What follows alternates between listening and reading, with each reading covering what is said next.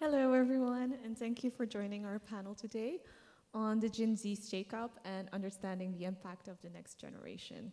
I wrote down a few things I heard yesterday on the Insurtech space here on the stage about engaging talent and recruiting talent and the difficulties that go along with it for the insurance industry. They talked about engaging with potential talent before hiring them, over-promising and under-delivering, attracting the right kind of talent, not being a sexy industry, needing to modernize and standardize and especially digitize. So with the changes that we are seeing in the insurance industry moving towards digitization, I think it's important as well that we recognize that the profiles that we are looking for are changing in the industry, as well as there's a generation coming up now that has gone to college, started work during the pandemic, during COVID, has gotten used to work from home and are not willing to return full-time to the office, and work-life balance becoming much more important to the younger generations. So we're going to delve into all of that in the next 40 minutes. So it's going to be a very, 40 minutes fast-paced. So let's start with just saying, how did you roll into insurance? And how did you start working in the insurance industry? Because a quote I heard yesterday as well is, no one chooses insurance, it chooses you. So Maggie, do you want to kick it off? Sure. So for me, I got started in insurance because I needed an internship to graduate from my master's program. And it was a matter of just looking for anything that possibly said the word data science in it across Indeed. I found the Hartford, I applied for the role, and from the first interview that I had, I knew that it was a company for me. Insurance is way more exciting than I thought it was going to be. Thank you. Kevin, do you want to follow that up? I think I actually did choose insurance. So my name is Kevin McIlvain. I run a business over at Bright House Financial focused on internal sales professionals and their development. So I'm excited to share some ideas with all of you. But I got in the business by mistake. I was a baseball kid. I played baseball in high school, a Division I college, and a little bit professionally. And when all was said and done with my baseball life, my brother-in-law, who was dating my sister at the time, was like, hey, do you like having conversations? Do you like building relationships? Do you like competing? And I said, absolutely. Those are the things that I love. Okay, well, we have a sales desk. It's MetLife in Hartford, Connecticut. I interviewed, and that's how it all started. Thank you. So Crystal, you are a consultant and you are not in insurance. Did you ever consider the industry as a possibility? Yeah, for sure. With SIA Partners, I was within the financial services. That's where I reside in. But with those clients, and I'm also a master's student, getting my master's in data science. So I'm open to all industries. So if insurance comes my way, I'm a big yes it. Thank you. So let's look a little bit more about insurance being a traditional business, a relationship business, personal contact between a broker and a client. We're moving slightly away from that. So how did it go for you, Kevin, moving towards a hybrid workspace and managing your team that is dispersed all over the country? Everything changed overnight. I mean, you all know this in the crowd. And I think part of it's technology and the way that we use technology. Before, it was a novelty. It was a nice to have. Like you had a Zoom meeting with grandma when you missed her, but other than that, you didn't use it as a functional tool on a day-to-day basis. So when COVID hit and literally the doors of our offices were locked, we had to evolve in Zoom technology and Microsoft Teams and the way that we approached using that completely changed. It became a must-have to thrive and really stay connected with our team and our clients. So I think that's the first part, Davina, is the shift from a nice-to-have to a need and a must-have to do your job. And in terms of engaging with young talent and newly onboarded talent, how did that work for you? So, and we were just talking about this backstage, it is the stresses that occur in your life when you're going to an office are much different than the stresses that occur in a remote environment. You had an office to go into to sit by the water cooler and work out some of your stressors. You had an opportunity to go to lunch with your team. When you are in a remote environment, you kind of feel like you're on an island, right? And some of that insecurity creeps in. Some of the deprioritization in life that naturally occurs when you have kids or you got hobbies that you love, that creeps in. In addressing that, first of all, benchmark it and understanding it, and then addressing that evolves. And as leaders of the business, we have to evolve in the way that we're, really helping promote mental health, promoting connection in a variety of ways. And yeah. Thank you. Crystal, you were on the total opposite end of that. You graduated college, kind of sadly behind your computer. And then you started work also kind of sadly, behind your computer without any human contact. You were great. You were an intern. We just talked about it, an unpaid internship. So how was the experience for you rolling into the workplace? Yeah, I was behind my screen. It wasn't that sad, but it was just a new medium for me. Like my sophomore year, I went into the office 5 times a week for my internship, and then once I did my internship with SIA, it was fully virtual. Started with SIA, fully virtual. Wasn't until last year I finally met Davina, even though I've known her since 2020. I think for me, networking is something that I found was one of my skills and strengths. So it was just networking in a different space, whether it was pinging people on the side saying, hey, can I set up 30 minutes to talk to you? Or using my LinkedIn and saying, I like to learn more about your experience, given that it's new, like I'm entering the space new. I just utilizing my ways to connect and reach out to people. How did senior leaders within the company respond to that? Were they quick to respond? Did you find them to be reachable at all times? For the most part, yes. I would say it was quick response within SIA. Outside of LinkedIn, it was touch and go, but I knew for LinkedIn purposes, if that person didn't reach out to me, there was 50 other people I could reach out, so it didn't deter me from reaching out and finding other people to learn from. Great.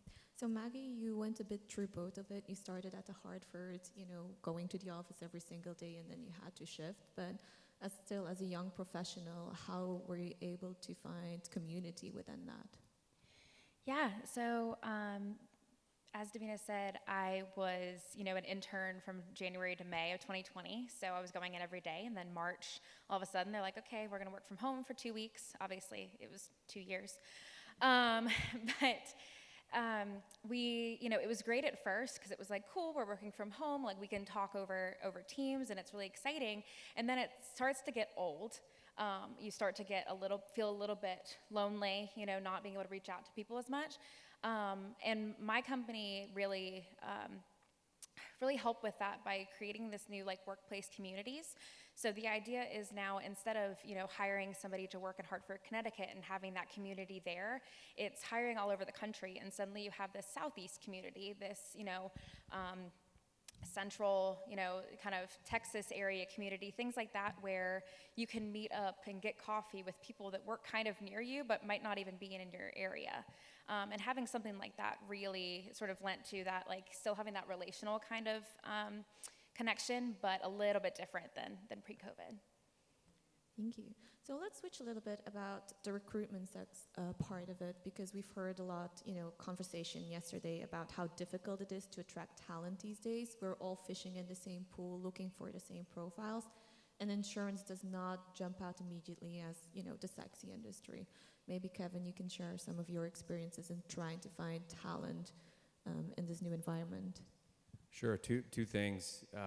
We all in this room have to make insurance cool. We're competing against the Googles and the Apples of the world. Our business is not products, it's people, right? So helping people understand that and making it cool and approachable for young people, I think, is all of our responsibilities. The second thing that I'd like to share is great people will not consistently find you. You have to go find great people. And I've found in our world that you've got to define great first and foremost. You have to have a process to understand where great is relative to the things that align to great, whether it's company values like being collaborative and passionate and adaptable. And then once you find that, it's all about building relationships with partners that on the surface don't seem like strategic partners. Administrative officers at universities across the country that have a geographic presence that's desirable for you. Like, again, that's been our mission, is to define what great looks like and really, really go find great people. It's a great point, because a lot of young people find their first job or their interest at a job fair. So Maggie, why don't you tell us a little bit about your experience at job fairs? Yeah, they were pretty poor. I feel like I would go to job fairs, I would talk to the companies, it would be, really exciting. I'd get excited about the idea of maybe I could work for this company, and then we'd get to the topic of, what roles are available, and there was just never anything that was actually, in data science for me particularly. And I'm like, okay, then why did I just spend, 15 minutes talking to you if all you're gonna be is that, okay, maybe send me an email, maybe come talk to me in a couple years. And it really wasn't, I don't know, conducive to me being excited to work at a company like that. I've been on the other side as well, where I've been at the, running along with my peers a booth. And I find that you want to sell the company, you don't want to sell a particular job. If you find somebody that's so great that you feel like they would be a great culture fit and work at your company, then find a role for them. It might not always be that exact role they're talking about, but you just need to, as Kevin said, you need to find the talent and know what you're looking for. Thank you. So Crystal, over to you, because you're the real Gen Z on this panel today. What are you looking for today in a job when you talk to recruiters? What are some of the points that, for you come across that you listen to and that you think that's a great place to work? Two things: career growth and diversity. For someone like me, I've excelled through academics. I wouldn't take my master's if I didn't want to keep excelling in academics. But in the flip side, in my career, I want to excel there as well. So if a place like SIA Partners, what enticed me was their career growth opportunities, putting me in something like this. I wouldn't think I would be on a panel, but I saw Gen Z and here I am.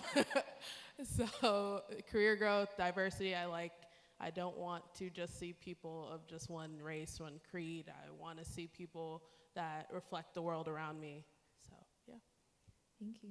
Maggie, same thing for you in terms of career growth. It's a really important part, stepping into a company, knowing what your opportunities are going to be.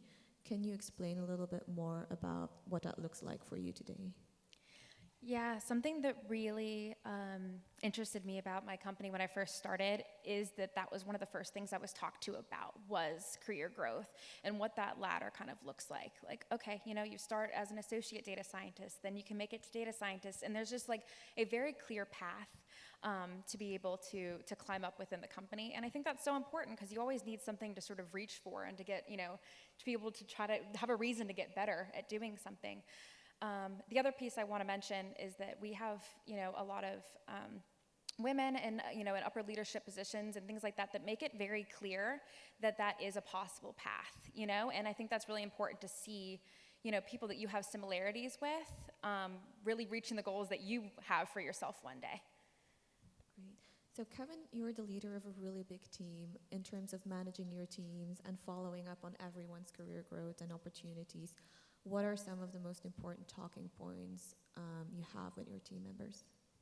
I think Maggie nailed it. It's being so intentional about establishing a team member's passions and how they can connect those passions to a career track. And being so intentional along the way about saying, this isn't a one-size-fits-all track. This is not what I want to do. This is not what I want you to do. What are you passionate about, and how can we help invest in you to get you there? So I think being really intentional about that. I also feel like on the career journey, it's the check-in points, right? It's you said that you're passionate about this. You said you want to make this investment. How are we doing, right? Coaching the growth, not just the skill that's going to create the revenue or the task for you at the moment. I think that's a really important part of it as well. And in terms of, recognizing talent, to fast track and leadership positions, how would you say we can support people that have the talent to become great leaders, and what sort of programs have you set in place? So I think people want four things. They want autonomy and agency. They want an ownership of what they're doing and their path. I think people want to be challenged, not just in their role, but challenged to grow in a new way. On our team, we call it like a second hat and a third hat. What are you going to do to grow yourself and grow the business? They want to be recognized, recognition beyond just the good old-fashioned American dollar, right? How are you honoring their work? How are you honoring their contributions in ways that resonate with them? Like when I was growing up on the desk, it was like we had a big call, and when the national sales director said your name, it was like, wow, that's cool. But now people want to be recognized on social media, so meeting them where they are in a way that they want to be recognized. And then we just nailed the fourth one, which is advancement. When somebody declares their intentions and they prove to you that they deserve to be there, clearing the path and getting them there, that is the ultimate responsibility of leadership. Great, thank you. So Crystal, I would like to ask you, how do you find it, we've heard stories about these generational clashes in offices, and as consultants, you go into many different kind of places. The culture is different every single time. We heard these stories about older generations not being open to ideas. How do you find that your voice counts in the process, in the decision-making process? Where I see myself in with the clients that I've been in, I bring out the creativity out of them. So whether or not I am the sole provider to that decision, that's probably not where I am given my experience, but I challenge them to find different ways to tackle the problem. Have you found to have issues with people not listening to you, being in the room because, of your age? No, I wouldn't say that. If it was really something I want to get across, I make sure my voice is known. I'm not shy. I don't shy away from that. Great. Maggie, how about you? How has it been for you to start in the workspace and have your voice being heard and counted? I find it's not really about my age as much as it matters sort of your technical experience and your abilities that you have. A lot of times you have the new people come in and they are fresh out of school and they have all this new education that they're ready to apply to the business. And you have plenty of people at the other end that have been, at a company for a very long time and haven't sort of refreshed those technical skills. I find it's not about age at all. It's about what you can bring to the table and the kind of conversations that you're able to carry. That's a great point. In terms of that, Kevin, how do you find it for you to mix both of those generations together? Do you notice that there is a real difference in the workspace between the generations? Do you find it difficult to manage that? Yes and no, but I think as companies in operating in a new world, we're always on the leading edge of what's happening next, and all of the answers lie with the new generation. They do. And one of the things I love about the company that we work for, and I keep pointing this way because my colleagues are right there, is our company is so intentional about taking your feedback and actually doing something with that feedback. So if as companies we say we are interested in what a Gen Z has to say, we are interested in doing something different, connecting with our customer base differently, we have to be willing to do something with the information that we collect. Great. To move a little bit further down the path as well, I think diversity was mentioned a couple of times, and the importance of seeing people like you in senior leadership positions to know that path is open to you. Kevin, how do you create that culture of diversity? What are some of the steps you're taking to promote it? I think it starts with my earlier comment around finding great talent, right? Great talent is multifaceted. Racial and ethnic diversity, gender diversity, geographic diversity, diversity of thought is incredibly important to build a well-rounded company that can relate to our customers. Like our customers are not, 30-year-old white dudes. They're not. I mean, they're all shapes and sizes, they're all colors, they're all ages, and we need to have that diversity of thought in addition to, ethnic diversity and gender diversity to be able to connect with our clients. So it's about making that a part of your process when you're on that search for talent. Yeah, Maggie, so you're a data scientist, you're a little bit further away from the business, but how do you find like diversity plays a part in your day-to-day activities? Okay, so I feel that we see diversity sort of very much like within our organization. As you said, I'm not really as much, customer facing. We have, D&I councils. We work really hard as a company to become more diverse over time. We constantly have statistics that we're trying to reach, goals, to get more and more diverse. I've also found it's extremely important, and I hear it all the time, is that like our senior leaders share where we're at in diversity and constantly touch upon the fact that we're still not where we want to be. And hearing those kinds of statements almost make you feel better about it, because they're acknowledging like, hey, we are working hard, but we know we have a lot more work to do. And that just makes you feel really confident. Thank you. Crystal, you joined SIA Partners. Is there anything you've seen change over the past 3 years since you joined in terms of diversity and diversity policies? Yeah, I would say within SIA, we've done a better job of hiring senior management that is more diverse. We have more female partners. We have more people of color within our company. And so looking, whether it is seeing our intern class that we just started this week, they're a vast group of 30-something individuals that don't all look the same. They're very diverse. We have a lot of women, men, different peoples of color. So it's nice to see, because when I was an intern, I believe I was the only female person of color. So that's always a positive to see. Great, thank you. So maybe because we have quite a number of questions that have come in, sort of to conclude, if you would have to promote your job in insurance and why someone, coming onto the workplace should choose insurance, what would you tell them? Yeah, kick it off, Kevin. Kind of teased my answer just a moment ago. We tend to focus so much on the products that we sell, when our greatest assets are our people. Our greatest asset is our people. And if you're someone that loves connecting with people, loves collaborating with people, working on things that are very difficult at times, and truly partnering to make somebody's dreams come through, which is either retiring with confidence and certainty or just living a happy, healthier life, and this would be an opportunity for you. Maggie? Believe it or not, insurance is so much fun, and I'm not making it up. It is. I feel that the data that we get to play with, I mean, it's human behavior. It's really fun to see, and it's a lot more tech heavy than I think an outsider to the insurance world would think. I find that people who enter into the insurance industry don't leave, and if they do, they come right back, because it really is a very niche area that has just really fun data. Thank you. Crystal, you haven't had the opportunity yet to do something in insurance, but would you promote yourself into doing that now? Of course. I'll just tell my senior managers to just put me on the next insurance client. Great. So I have a few questions coming in from the audience. So if you still want to add a question, you can do so on the CU Event app. On this session, just go to Q&A.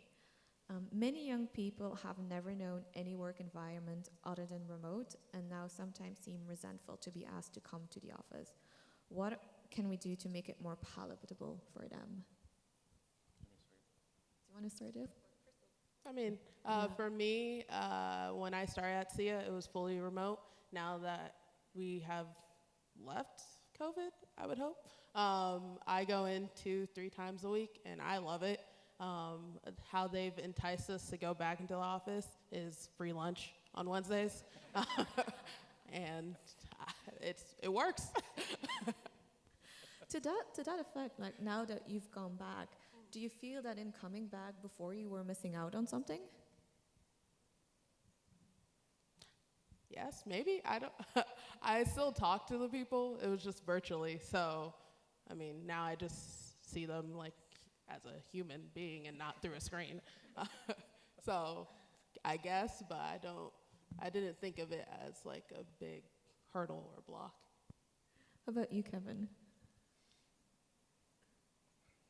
Do you find it difficult to bring your team members back to the office? You know, Do they're you not offer all- free lunch? I wrote that down, yes, that we do. And potentially beers afterwards. I want to frame my thought because I think I have a different thought. I think the workspace has transformed in the last 3 years.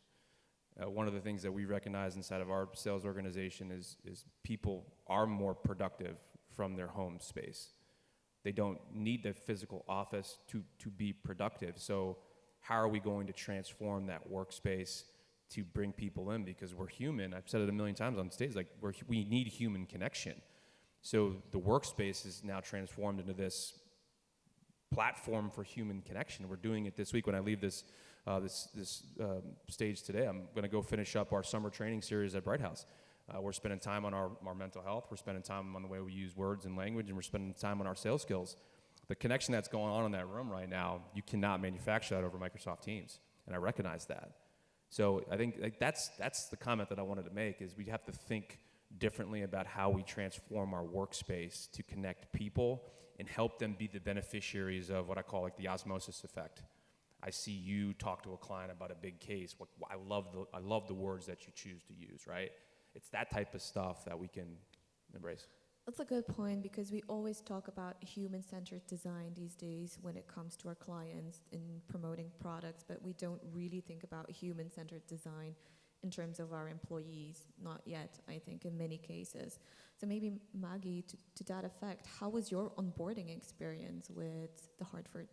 Because it's a crucial sort of point in your life cycle. You come into this new company, you don't know anyone, you don't know nothing. How was it like to join the Hartford? Well, since I did join while I was still in office, I definitely got like the full onboarding experience that you get from being in office. I do find that, as I help to onboard remote workers, it can sometimes be a little bit difficult. That's just a matter of getting that tech up day one. But in reality, I'm not sure that it's any more difficult than if you were in office. You're still waiting for tickets to be fulfilled. You're still, you still have to meet with people, whether it's a 30-minute Teams one-on-one or if it's in person. I would say it can kind of be difficult regardless. But I don't think being remote changes it. Great.